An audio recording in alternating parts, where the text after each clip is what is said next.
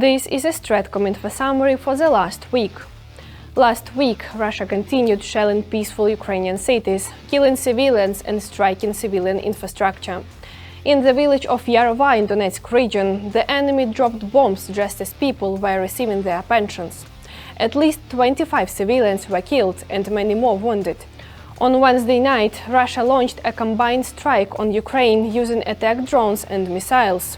15 regions were under fire. There were casualties and injuries. A group of Shaheds, launched mostly from Belarus, even crossed into Polish airspace. President Volodymyr Zelenskyy instructed the military to share Ukraine's drone defense experience with Poland. He stressed, "No one can guarantee there won't be hundreds of drones, if there are already dozens.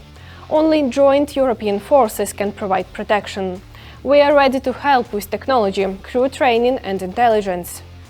The 425th Separate Assault Regiment Skela has taken full control of the village of Zarychne in Donetsk region.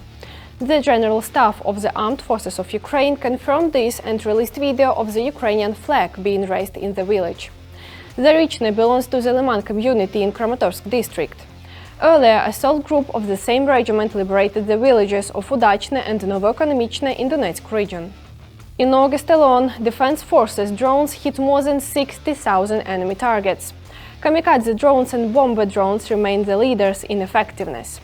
Long-range targets were also destroyed, including oil refineries, defense industry facilities, and production sites supplying Russia with fuel, drones and missiles.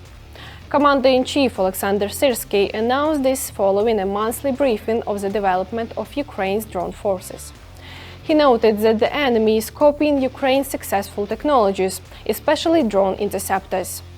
Therefore, Ukraine must constantly improve and create new technologies and tactics. August saw the lowest territorial gains for the enemy in recent months.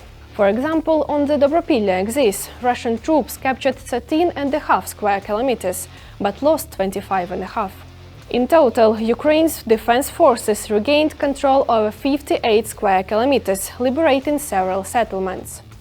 General Syrsky said that last month the enemy planned to achieve a strategic breakthrough, carry out encirclements and conduct major offensiveness of the Novopavlivka and Zaporizhia fronts. But Ukrainian forces prevented this. He added that in August, Ukraine's deep strike weapons hit 60 targets inside Russia, while the effectiveness of the middle strike program grew by 25%. Russian manpower losses reached 28,790 in August. Syrsky underlined that Ukraine's transition to a corps-level command system is already bringing results. One of the main issues at the meeting of the staff of the Supreme Commander-in-Chief, chained by the President of Ukraine, was strengthening air defense of Ukraine's critical infrastructure, particularly the energy sector, which is now the main target of Russian attacks. Ukraine's border guards are not recording any large build-up of Russian troops during exercises in Belarus. State Border Guard Service spokesman Andriy Demchenko reported that no unusual activity is being observed along the Ukrainian border. The active phase of the Russian-Belarusian drills Zapad 2025 began in Belarus on September the 12th. This week, Ukrainian Defence Forces struck several key Russian military sites. At the Ilsk oil refinery, a primary oil processing unit was destroyed. Near Novorossiysk, a Black Sea Fleet vessel was disabled by destroying its radio-electronic intelligence systems. On the Pokrovsk front, a drone pilot from the Revenge Brigade destroyed a BM-27 Uragan multiple rocket launcher, a vehicle and 2 motorcycles just with one FPV drone strike. The Democratic World continues to support Ukraine. The United Kingdom will begin serial production of intercepted drones for Ukraine, about 1,000 units per month.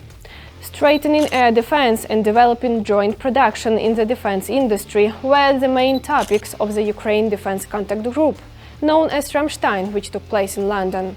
The European Union plans to fully deliver on its promise to supply Ukraine with 2 million artillery shells by October. EU High Representative for Foreign Affairs and Security Policy Kaja Kallas said that this year European Union member states will provide Ukraine with 25 billion euros in support, more than ever before. Meanwhile, European Commission President Ursula von der Leyen announced that the European Union will create a drone alliance with Ukraine and allocate 6 billion euros for it, using frozen Russian assets. We will prevail. Produced by the main communications directorate of the Armed Forces of Ukraine. Glory to Ukraine!